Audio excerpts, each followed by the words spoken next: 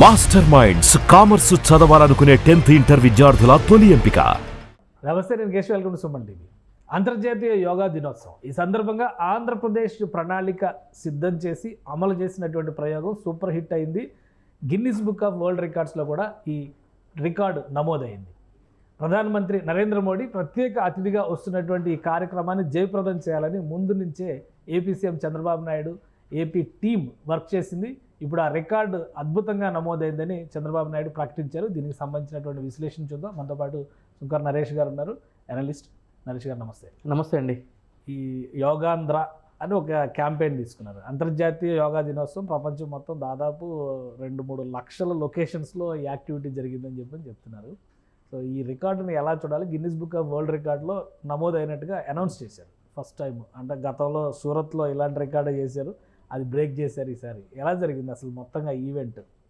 11వ అంతర్జాతీయ యోగా దినోత్సవాల్లో భాగంగా కూటమి ప్రభుత్వం ఏర్పడిన తర్వాత జరుగుతున్నటువంటి ఈ యొక్క యోగా దినోత్సవము ఏ విధంగా అయినా కూడా ఒక గిన్నిస్ బుక్ ఆఫ్ వరల్డ్లో రికార్డ్ సాధించే విధంగా చేయాలి అని చెప్పని మొదటి నుంచి కూడా ప్రభుత్వంలో ఉన్నటువంటి ముఖ్యమంత్రి గారు కావచ్చు, డిప్యూటీ సీఎం గారు పవన్ కళ్యాణ్ గారు కావచ్చు, కానీ మిగిలిన మంత్రివర్గాలు అధికారులు వాళ్ళందరూ కూడా ఈ యొక్క కార్యక్రమాన్ని ప్రతిష్టంగా తీసుకోవడం జరిగింది. ఎందుకు ప్రతిష్టాత్మకంగా తీసుకోవడం జరిగింది అని అంటే కనుక సాక్షాత్తు నరేంద్ర మోడీ గారు అక్కడ పార్టిసిపేట్ చేయడం జరిగింది కాబట్టి దీన్ని ఒక ప్రపంచంలోనే ఒక సపరేటు, ఒక వినూత్నంగా, ఒక విశిష్టంగా చూపించాలి అనే ప్రయత్నం చేయడం జరిగింది. ఆ ప్రయత్నంలో కూడా విజయం సాధించడం జరిగింది. అసలు ఇది యోగాతో పాటు వైజాగ్ బ్రాండింగ్ జరిగిందా అన్నట్టుగా కనిపిస్తుంది అది మొత్తం. ఎందుకంటే ఆల్మోస్ట్ ఒక 23 కిలోమీటర్ల స్ట్రెచ్ చెప్పారు. ఆర్కే బీచ్ నుంచి భోగాపురం బీచ్ వరకు మొత్తం అలా వరుసగా యోగా చేయడం అనేది వైజాగ్ ఒక స్పెషల్ అట్రాక్షన్ లాగా కనిపించిందా?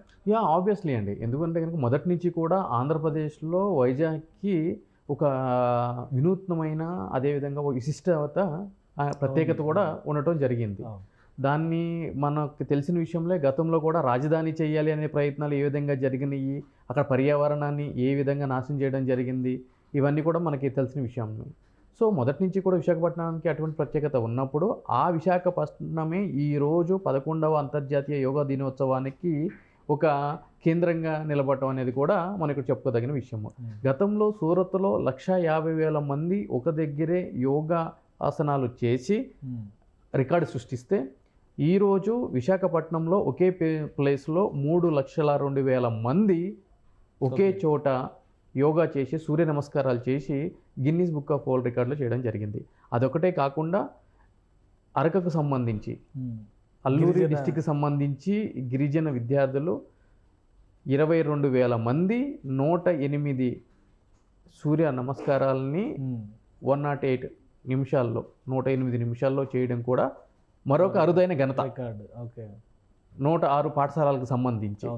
సో ఇటువంటి ఘనతలన్నీ కూడా ఈరోజు ఆంధ్రప్రదేశ్ విశాఖపట్నము కేంద్రంగా జరగటం అనేది మొత్తం తెలుగు ప్రజలందరికీ కూడా ఒక సంతోషకరమైన గర్వకారణం కింద ఒక పాజిటివ్ వైబ్, హెల్దీ నోషన్ లాగా కనిపిస్తుందని అనుకోవచ్చా? ఎందుకంటే సీఎం గారు, ప్రధానమంత్రి గారు వెళ్ళిపోయినాక సీఎం గారు ప్రెస్ మీట్ పెట్టి కూడా అదే చెప్తున్నారు. ఆయన వన్ హెల్త్ వన్ యోగా, ఇది ఈ క్యాంపెయిన్లో విశాఖపట్నానికి ఒక స్పెషల్ గుర్తింపు వచ్చింది అని అంటున్నారు. ఆ బ్రాండింగ్ రీచ్ అయిందా? ఎస్. ఎందుకు అని అంటే కనుక ఈ యోగాలో పార్టిసిపేట్ చేయడం కంటే ముందుగా ఎవరెవరు పార్టిసిపేట్ చేస్తారో, ఎవరికి ఇంట్రెస్ట్ ఉంది వాళ్ళు రిజిస్ట్రేషన్ చేసుకోవాలి అని చెప్పి రాష్ట్ర ప్రభుత్వం అనౌన్స్ చేసినప్పుడు రాష్ట్ర ప్రభుత్వం వారు ఎక్స్పెక్ట్ చేసిన సంఖ్య 2 కోట్ల వరకు రిజిస్ట్రేషన్ అవుతాయేమో అని చెప్పి వాళ్ళు అనుకున్నారు. కానీ ఇంతకు ముందు చంద్రబాబు నాయుడు గారు అనౌన్స్ చేసిన దాని ప్రకారము 2,45,00,000 మంది సభ్యులు ఈ యోగాకి రిజిస్ట్రేషన్ చేసుకున్నారు అనేది ఆ విధంగా ఆయన తెలపడం జరిగింది. సో దీని ప్రకారం మనం చూసుకున్నట్లయితే కనుక ఇది ఒక యోగా అనేది మన యొక్క జీవన విధానంలో ఒక భాగము. ప్రాచీన కాలం నుంచి కూడా ఇది ఉంది. కానీ మనం ఏం చేశాము అంటే కనుక పాశ్చాత్య సంస్కృతికి అలవాటు పడి ఈరోజు జిమ్లని అవన్నీ ఇవన్నీ చేస్తున్నాం తప్ప ఫిట్నెస్ మీద, ఫిజికల్ ఫిట్నెస్ మీద ఎక్కువ చేస్తున్నాము, హెల్త్ మీద కాన్సన్ట్రేషన్ తగ్గించాము. సో ప్రతి ఒక్కదానికి ఈరోజు సొల్యూషన్ ఏంటి అని అంటే కనుక జిమ్కి వెళ్తే మనకు అన్నీ సరిపోతుంది. కానీ యోగా అనేది ఏంటి అని అంటే కనుక మానసిక ప్రశాంతతకి దోహదపడి ఆరోగ్యకరమైన వాతావరణానికి ఎల్లప్పుడూ కూడా ముందుకు వెళ్ళడానికి యోగా అనేది చాలా ప్రాముఖ్యత ఉంది. కానీ అంటే ఇప్పుడు ఇది యోగా డే కొత్తగా వచ్చింది కదా, ఇది 11వ యోగా డే. ఎగ్జాక్ట్లీ. అలానే జాతీయ స్థాయిలో ఈ కేంద్ర ప్రభుత్వం ఎంకరేజ్ చేస్తుంది, అన్ని చోట్ల జరిగింది. న్యూయార్క్లో టైమ్స్ స్క్వేర్ దగ్గర కూడా యోగాసనాలు చేశారు. ప్రపంచవ్యాప్తంగా కూడా ఒక 1,75,000 లొకేషన్స్ ఏవో చెప్పారు, మన దేశంలో కాకుండా ప్రపంచవ్యాప్తంగా అన్ని చోట్ల యోగా జరిగింది. ఇప్పుడు చంద్రబాబు నాయుడు గారు గవర్నమెంట్ వచ్చినాకే ఆంధ్రప్రదేశ్లో మొదలుపెట్టినట్టుగా ఇప్పుడు హడావుడి కనిపిస్తుంది. గత 5 ఏళ్లలో జరిగినాయా ఈ యోగా డేలు కానీ వీటికి అంత ప్రాధాన్యత? ఎందుకంటే ప్రతి జిల్లాలో ఈరోజు ఆర్గనైజ్ చేసింది రాష్ట్ర ప్రభుత్వం. ఎక్కడైతే మీరు అన్నట్టుగా 2,45,00,000 మంది ఎన్రోల్మెంట్ చేశారో వాళ్ళందరూ పార్టిసిపేట్ చేసే విధంగా ఫెసిలిటేషన్ చేశారు. అవి కూడా మళ్ళీ వీడియోగ్రఫీ చేసి గిన్నిస్ బుక్కి సమర్పించామని చెప్పి అన్నారు. మరి దాన్ని మళ్ళీ ఏమన్నా సపరేట్ రికార్డుగా చూస్తారా ఏంటో చూడాలి. అది ఇది ఈ సంవత్సరమే స్టార్ట్ అయినట్టు అనిపిస్తుంది. లాస్ట్ అంతకు ముందర 5 ఏళ్ళు ఏంటి పరిస్థితి? 5 ఏళ్ళ పరిస్థితి ఏ విధంగా ఉంది అని అంటే కనుక దానికి మంచి చక్కటి ఉదాహరణ చెప్పాలి అని అంటే కనుక చిన్నపిల్లలు ఆగస్టు 15 కానీ జనవరి 26 కానీ వచ్చింది అని అంటే కనుక స్కూల్స్కి ఎర్లీ మార్నింగ్ లేచి స్కూల్స్కి వెళ్ళడానికి ఎక్కువ ఇంట్రెస్ట్ చూపిస్తూ ఉంటారు. ఎందుకంటే కనుక ఆ రోజు చాక్లెట్లు, బిస్కెట్లు, జెండా వందన కార్యక్రమాలు అవన్నీ చేస్తూ ఉంటారు. కలర్ఫుల్గా ఉంటుంది, ఫ్లాగ్స్ పట్టుకోవచ్చు అని చెప్పని. సో ఆ విధంగానే గత ప్రభుత్వంలో కూడా ఇటువంటి యోగా దినోత్సవాలు ఏదైనా జరిగినాయి అని అంటే కనుక ఈ చిన్నపిల్లలకి ఎటువంటి అయితే కనుక ఆనందాలు ఉంటాయో, చిన్ని ఆనందాలు, ఆ విధంగానే మనం చేయాలి అనే విధంగా చేసి కంటి తుడుపు చర్య కింద చేసి పక్కకి జరిగారు తప్ప దాన్ని ఈ విధంగా ప్రజల్లోకి అంటే ఈ రోజు 2,45,00,000 మంది ఈరోజు రిజిస్ట్రేషన్ చేశారు అని అంటే కనుక వాళ్ళందరికీ కూడా క్లియర్గా అసలు యోగా అంటే ఏంటి, యోగా దినోత్సవం గురించి మేము పార్టిసిపేట్ చేయడానికి ఇంట్రెస్ట్ ఉన్నాము అని చెప్పి దాని అర్థము.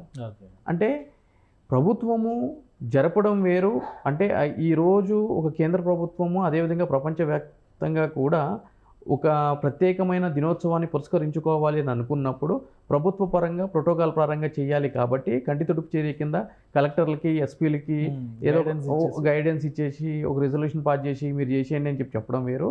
దాన్ని స్వయంగా పాల్గొని ఎగ్జాక్ట్లీ దాన్ని ఒక ఉద్యమ స్ఫూర్తి కింద తీసుకుని ఇంతమందిని అంటే పార్ట్ అండ్ పార్సల్ జనాలను కూడా దాంట్లో భాగస్వాములు చేయాలి అనే ఆలోచన విధానం ఏదైతే ఉందో అది ముమ్మాటికి కూడా ప్రతి ఒక్కరు ప్రశంసనీయంగా చేయాల్సిందే తప్ప దాంట్లో there is no other word అండి.